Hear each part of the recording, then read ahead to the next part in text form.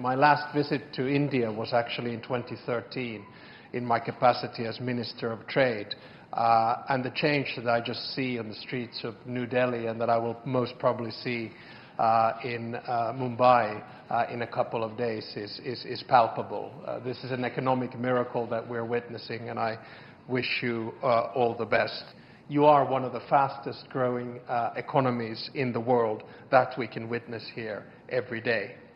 And what I really respect about your foreign policy is that you've never been under illusions. You've always based your foreign policy on a pragmatic and realistic worldview.